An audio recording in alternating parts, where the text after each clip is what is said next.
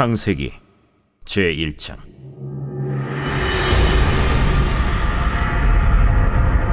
태초에 하나님이 천지를 창조하시니라. 땅이 혼돈하고 공허하며 흑암이 깊음 위에 있고 하나님의 영은 수면 위에 운행하시니라. 하나님이 이르시되 빛이 있으라 하시니 빛이 있었고 빛이 하나님이 보시기에 좋았더라. 하나님이 빛과 어둠을 나누사 하나님이 빛을 낮이라 부르시고 어둠을 밤이라 부르시니라. 저녁이 되고 아침이 되니 이는 첫째 날이니라. 하나님이 이르시되 물 가운데 궁창이 있어 물과 물로 나뉘라. 하나님이 궁창을 만드사 궁창 아래의 물과 궁창 위의 물로 나뉘게 하시니 그대로 되니라. 하나님이 궁창을 하늘이라 부르시니라. 저녁이 되고 아침이 되니 이는 둘째 날이니라. 하나님이 이르시되 천하의 물이 한 곳으로 모이고 묻이 드러나라 하시니 그대로 되니라.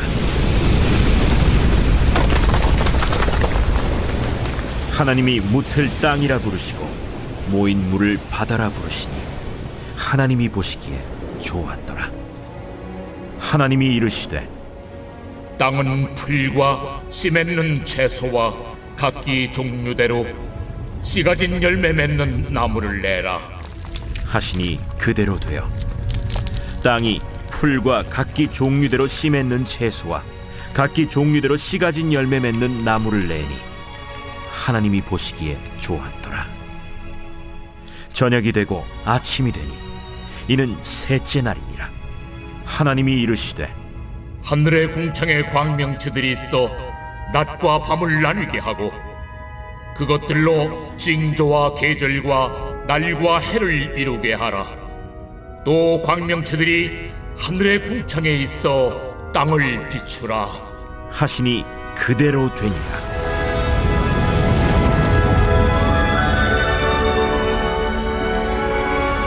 하나님이 두 큰 광명체를 만드사 큰 광명체로 낮을 주관하게 하시고 작은 광명체로 밤을 주관하게 하시며 또 별들을 만드시고 하나님이 그것들을 하늘의 궁창에 두어 땅을 비추게 하시며 낮과 밤을 주관하게 하시고 빛과 어둠을 나뉘게 하시니 하나님이 보시기에 좋았더라.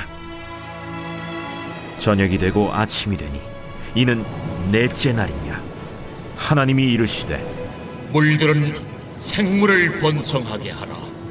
땅 위 하늘의 궁창에는 새가 나르라 하시고 하나님이 큰 바다 짐승들과 물에서 번성하여 움직이는 모든 생물을 그 종류대로 날개 있는 모든 새를 그 종류대로 창조하시니 하나님이 보시기에 좋았더라.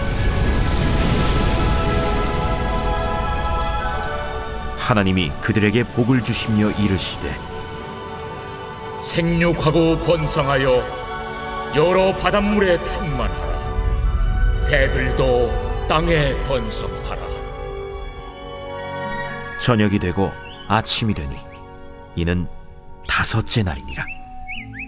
하나님이 이르시되 땅은 생물을 그 종류대로 내되 가축과 기는 것과 땅의 짐승을 종류대로 내라 하시니 그대로 되니라. 하나님이 땅의 짐승을 그 종류대로 가축을 그 종류대로 땅에 기는 모든 것을 그 종류대로 만드시니 하나님이 보시기에 좋았더라. 하나님이 이르시되 우리의 형상을 따라 우리의 모양대로 우리가 사람을 만들고 그들로 바다의 물고기와 하늘의 새와 가축과 온 땅과 땅에 기는 모든 것을 다스리게 하자. 하나님이 자기 형상 곧 하나님의 형상대로 사람을 창조하시되 남자와 여자를 창조하시고 하나님이 그들에게 복을 주시며 하나님이 그들에게 이르시되 생육하고 번성하여 땅에 충만하라. 땅을 정복하라. 바다의 물고기와 하늘의 새와 땅에 움직이는 모든 생물을 다스리라. 내가 온 지면에 씨 맺는 모든 채소와 씨 가진 열매 맺는 모든 나무를 너희에게 주노니 너희의 먹을거리가 되리라. 또 땅의 모든 짐승과 하늘의 모든 새와 생명이 있어 땅에 기는 모든 것에게는 내가 모든 푸른 풀을 먹을거리로 주노라. 하시니 그대로 되니라. 하나님이 지으신 그 모든 것을 보시니 보시기에 심히 좋았더라. 저녁이 되고 아침이 되니 이는 여섯째 날이니라.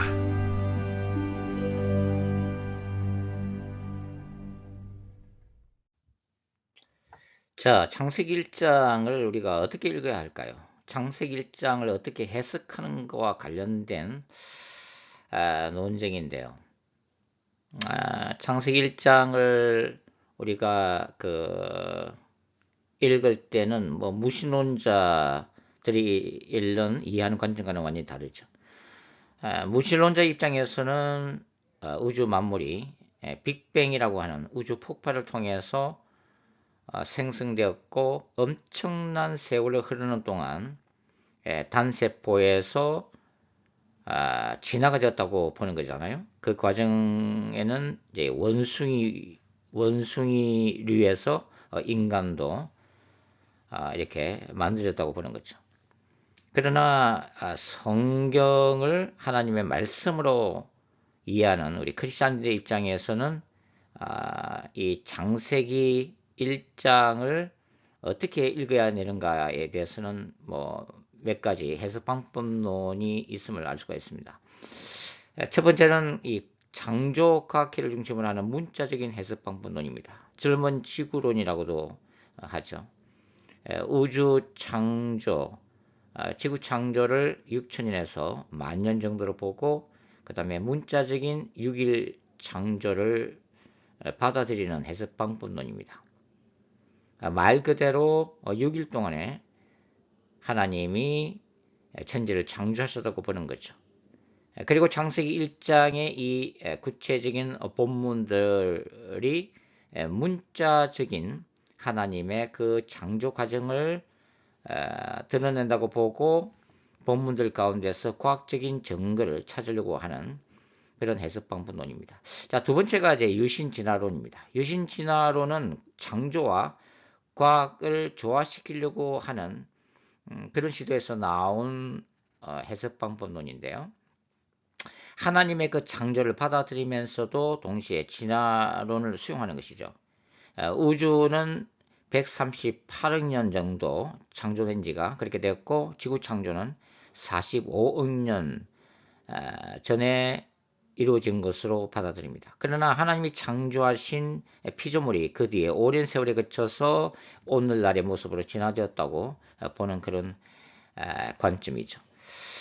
세 번째가 강객 이론설이 있습니다. 이것은 창세기 1장 1절 태초에 하나님이 천지를 창조하시니라와 2절 사이에 긴 시간적 간격이 존재한다고 믿는 이론인데요.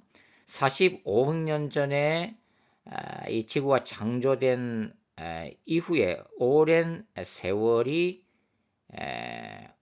흘러서 그 오늘날의 모습이 되었다고 보는 것입니다. 자, 이제 소개하는 이 창조에 대한 해석은 우선은 창세기 1장의 기록이 결코 과학적인 기록이 아니다라는 것을 받아들이는 것으로부터 시작하는 해석 방법론이라고 할 수가 있습니다. 창세기 1장 1절에 태초에 하나님이 천지를 창조하시니라를 어떤 상징적인 그런 의미가 아니라 실제로 창조주로서의 하나님이 눈에 보이는 세계와 눈에 보이지 않는 모든 세계를 말 그대로 문자적으로 역사적으로 창조하셨음을 받아들이지만 1장 2절 이후부터 이제 기록된 이 본문을 무엇보다도 신학적인 내용으로 받아들이는 해석 방법론입니다. 그러니까 이 창세기 모세오경이 기록되었던 그 당시에 그 당시를 살아냈던 유대인들의 관점에서 창세기 1장을 해석하는 것이죠. 자, 그 당시는 고대 근동의 역사와 철학이 존재했던 세상이고, 이 고대 근동의 우주 창조 신화와 우주관 등 고대 근동의 세계관이 지배하는 세상이었다고 하는 거죠. 자, 이러한 세상 가운데서 이스라엘은 유일하신 창조주 하나님이라고 하는 그 유일신론적 관점에서 이 창세기 1장을 신학적으로 기록해냈다고 보는 해석 방법입니다. 자, 창세기 1장은 고대 근동의 신화적인 세계관, 정치, 종교적 우상 숭배 이데올로기, 그리고 신전을 건설하기 위해 인간을 노예화했던 고대 근동의 정치적 그 이데올로기에 대항하는 야훼의 거룩한 전쟁 선언으로 보는 것입니다. 거룩한 전쟁 신학이란 처음 창조부터 새 창조까지 인간 역사 안에 하나님의 나라와 사탄의 나라가 존재한다고 보는 거죠. 그리고 이 양자 간에는 지속적인 투쟁과 갈등이 존재한다고 보지만 하나님의 나라가 궁극적으로 승리할 것임을 확신하는 그런 신학입니다. 거룩한 전쟁 신학으로 바라보는 이 구약의 메시지는 우상 숭배 이데올로기가 다스렸던 그 구약 시대 한복판에서 그런 우상 숭배 이데올로기를 심판하시며 이스라엘을 구원하시는 유일하신 신적 왕이시며 거룩한 전사 호리 우월이로서의 하나님을 증거하는 메시지를 구약이 담고 있다고 보는 관점입니다. 따라서 창세기 1장의 이 물리적인 창조 역사는 눈에 보이는 그 물질 세계의 창조라는 그 창조 역사 안에 담긴 우주적 성전 건축의 과정을 담아내는 메시지가 있고, 인간은 신의 노예가 아니라 하나님의 성전을 다스리는 제사장적 존재로 창조되었다는 반고대 근동 세계관적인 강력한 메시지를 담고 있다고 하는 것입니다. 자, 창세기 1장의 이 창조 과정은 고대 근동 신화에서 보는 것 같은 신들 사이의 전쟁, 그리고 그 전쟁의 결과로 만들어진 과정이 아니라 바로 야훼의 성전을 건축하는 과정이라고 하는 것입니다. 바벨로니아의 에누마 엘리쉐는 마르두기 혼돈의 신 티아맛을 죽이고 그 시체로 하늘과 땅을 만든 후에 신전을 건축하고 있습니다. 그리고 인간을 신들의 노동자로 창조를 하죠. 가나안의 바알 신화에서도 바알이 바다의 신 얌을 무찌르고 바알의 집인 신전을 건축하고 있습니다. 그러나 창세기 1장은 이러한 개념을 완전히 거부하고 있는 거죠. 하나님께서는 어떤 신과도 싸우지를 않으십니다. 그리고 스스로 존재하는 분으로서 자신의 임재로 충만한 우주적 성전을 세우십니다. 그것이 우주 창조 과정이라고 하는 거죠. 이것은 우상 숭배 이데올로기에 대한 야훼의 거룩한 전쟁 선언을 담고 있는 그런 메시지라고 하는 것입니다. 창조는 하나님의 우주적 성전 건축 과정이다 하는 거죠. 이 창세기 1장의 내용을 이 하나님의 성전 건축 과정으로 해석하는 학자들이 있습니다. 존 월튼 같은 사람이죠. 이분은 창세기 1장은 단순한 물리적인 창조가 아니라 하나님이 우주를 성전으로 지정하는 그런 과정이라고 보고 있습니다. 그리고 요한계시록 주수로 유명한 그레고리 빌도 그의 성전 신학에서 이러한 주장을 하고 있습니다. 그러니까 성전은 창조의 축소판이며 창조 자체가 하나님의 성전 건축 과정이라고 하는 거죠. 리차드 버컴도 유사한 주장을 합니다. 성전의 개념이 창조 이야기 전체를 관통하고 있고 하나님의 창조 목적은 바로 성전에서의 임재다라고 얘기를 하고 있는 거죠. 그러니까 창세기 1장에 나오는 이 6일 창조라고 하는 이 핵심적인 메시지는 고대 근동 세계가 하늘과 땅의 모든 것을 신격하고 우상화시킨 그 모든 것을 하나님의 피조물로서의 자리로 다시 돌려놓고 있음을 의미하고 있다고 하는 것입니다. 그리고 그 모든 피조 세계 안에 충만히 거하시는 이 하나님의 임재로 인해서 온 우주가 하나님이 좌정하신 우주적 성전이 되는 것이죠. 6일 동안 우주적 성전을 창조하신 하나님은 안식하십니다. 바벨론의 최고신 마르둑이나 가나안 땅의 바알신이나 이집트의 태양신 라가 아니라 엘로힘이신, 창조주로서의 엘로힘이신 이스라엘의 이 왕이신 야훼께서 바로 우주적 왕으로서 안식하시는 거죠. 그것이 우주를 통치하시는 왕으로서의 즉위식이 바로 안식이라고 하는 것입니다. 결국 창조의 과정은 단순히 우주의 형성을 얘기하는 것이 아닙니다. 창조 역사 안에 하나님이 거하실 우주적 성전을 건축하시는 과정이라고 하는 거죠. 그리고 왕으로서 우주를 다스리신다고 하는 이 메시지를 창세기 1장 안에 집어넣음으로 인해서 당시 고대 근동의 창조신화나 고대 근동 세계관에 말 그대로 거룩한 전쟁을 선포하는 신학적인 메시지를 창세기 1장이 담고 있다고 하는 것입니다. 자, 장차 예수 그리스도께서 다시 오심으로 인해서 새하늘과 새 땅이 새롭게 창조될 것입니다. 그곳은 악의 권세로 표현되는 바다가 더 이상 없습니다. 그리고 하늘에서 새로운 우주적 성전이 내려오고 있습니다. 그것이 바로 예루살렘 성이죠. 그래서 주님을 사랑하는 모든 자가 그 영원한 우주적 성전 안에서 그 완성된 하나님의 나라에서 주의 영광과 능력과 임재를 직접 체험하게 될 것입니다. 바로 영원부터 영원까지 그렇게 될 거라고 하는 거죠. 자, 오늘은 창세기 1장을 어떻게 읽을 것인가를